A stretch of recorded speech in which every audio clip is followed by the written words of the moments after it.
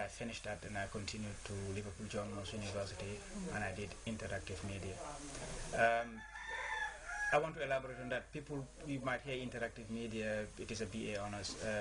Many people don't understand what it is. It is because the course is a combination of all sorts of media facets together. For example, I was in the same class with people doing graphic design, people doing web, people doing animation and photography. So all of us were doing the same course, but we take the same lectures, the same researches we do, but we separate and do our own areas. Like I do TV, and others do their own areas, because we do. But what we do together as one is what we call the critical reflective studies, in our research. So you choose a topic, and then you do a research on it, and then you write your essay about that, and then you do a minor project. And then a major project comes in. Okay. So what I did was I did my minor project. I did a short promotional video in sport, and then in my major project I decided to do a cultural documentary, because my essay was based on documentary. So I did a cultural documentary, but it is also an observational documentary. It is not like the normal narrative type. Yeah. It is an observational one. Yeah. Oh. What did you use? What kind of Gambian origin? What I did was I used the Gambian artist. I was lucky that I found 2 Gambian kora players in Manchester, and then I contacted them and took them to a primary school, and then I allowed them to teach the children about the kora, about the Gambia, and I wrote a story about the song Malisajo. Okay. It wasn't very easy because most of our songs and our cultures, you can't find them anywhere. So I did a research, and luckily I picked up a story on YouTube. Jali Alajimbai, who used to be in Sweden, narrated that story. So I decided to write that, personalize it, so that the kids could understand it. So I handed that to the 2 kora players. So they trained the children. They taught them the song, and then the children drew cartoons and stuff like that, relating to the song, and then they created their own songs. Mr. Issa Jallow, as a sports journalist in those days, and I believe you're still part of it, how do you see the Gambian sports? Gambian sports, it has developed in one area, but there has been some other areas that needs improvement. I wouldn't be able to tell you more about it because I have been away from Gambian sport. What I can only say is the football bit has gone up to a certain stage, but it seems there has been a little bit of setback. I don't know what went wrong along the lines, but I believe the game in itself, in football I mean, could have been better than it is now. Okay. In other countries, they used to say that sports start from the grassroots. If you look at sports in the Gambia, generally, most of the time they sit and wait until the person grows to a maturity before they put you into sports. How do you say that? Where do you think that we should improve? That is the point. As you said, grassroots sport is what takes sports to where it is supposed to be. If you go to any country where you see sports developed, it is because the grassroots has been taken care of. In this country, I think for our sport to develop, we will have to focus again on primary school sport. When we were young, we used to see primary school sport every Independence Day. This can be recreated again. It used to be interesting, and it used to generate a lot of talent. And at the same time, before I left this country, there was a competition that used to be sponsored by Shell Marketing at the time. That was primary school football. I think these kind of competitions will develop sport from the grassroots. And from primary school stage to the secondary school, that is the inter-house competition. This will give all the sporting disciplines to be able to nurture talents that they needed to develop, and then to represent the country. Yeah. Mr. Jallow, some time ago we saw you on BBC. You are part of this international journalist for the Olympics. How do you get there? Well, my role at the Olympics actually was not as a journalist per se.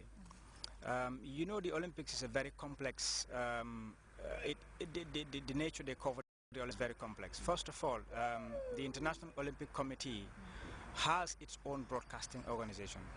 It doesn't necessarily mean it has a broadcasting house. They have few staff, technicians, and some production team. But what they do is, when an Olympic is taking place in any country, instead of hiring 100% professionals to do all the jobs, the country that is hosting, they look at the media students, those who just finished and those who are still on it. They play the role of assistants. So there was a request that went round to different universities and colleges for students to apply to participate in the Olympics as camera assistants, as utilities, as all sorts of places. So when we applied, we went on training, and then I was lucky that I was selected as part of the training. So I was a camera assistant and at the same time as a utility. Yeah. Utility. I was working with the OB van because I chose to do football simply because I don't know when other sports in this country will develop, so I can have experience in doing those kind of, for example, in swimming. If I had gone to swimming, I would not have the opportunity to practice that. But I know football is in the Gambia, so I decided to choose to go to football because that is what I want to do. So we did our training at West Ham Stadium, and then after that we were selected, and I was posted at Old Trafford Stadium to be a camera assistant and a utility. So I was working at the OB van with the directors and the other people there, and at the same time working with the camera operators. So we have a team of camera operators who are all British.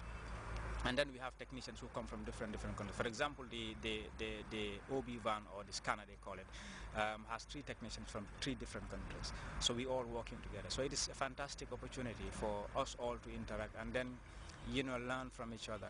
So I think it was the best opportunity that ever came my way.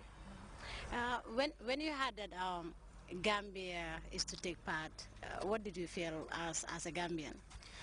I was proud. Gambia had always taken part in the Olympics, but as participants, we take athletes, in every Olympics. But me being part of that team was like for the first time in your life. For the first time in my life, yeah. In that it was a big challenge. Well, what I wanted to do that was to seize the opportunity to learn as much as I can, because I know that it is still the same process. I was straight from university. Now I had this opportunity to work in the biggest game in the world, and it was a fantastic opportunity, and I was really pleased that I had it. When you were in GRTS, you do reporting, you do editing, you do news broadcasting, you do a lot. How do you cope with the 24 hours? And that time GRTS was really tight because you only have few staffs. That's during at the exchange. Yeah. You see, I don't attribute that to myself. I count myself very lucky. I'll tell you why. There is no famous or great broadcaster journalist in this country that I have not worked with. I've worked with most of the big names that we hear here. I have, if you go to Radio Gambia, then there was Boron Bosch, there was Peter Gomez, there was Malik Jeng. So there were a lot of people that I have worked with. I have seen them do what they do. If you come to the newspaper industry, same thing. So this has given me a lot of opportunity to learn from people that have experience, people who've been there and have done it. So this is what actually gave me that multiple role that I play, and I enjoyed what I used to do, and because of that, I tried to do. I wasn't perfect. It was because maybe I was I don't know, one in many, but I wasn't the best. I just saw myself somebody who's taking on a challenge and trying to do my best. Yeah. During the 1994 revolution, you were at the Radio Gambia, and I think you were among the first people that spoke to His Excellency, Sir Professor Dr. Alhaji Yaya Jammeh. How did you see when you came back now in the Gambia after your studies? How did you see Yaya Jammeh and the development achievements he's trying to gain before 2020? In 1994. It all happened when I was in Radio Gambia. I was the continuity announcer on duty on Friday, but we had to go home early. The next day, we were taken to the radio, and I was the person who was the continuity announcer and the English announcer on duty on that night when they came and did their first broadcast. Well, it was all like a dream. It was scary, it was confusing.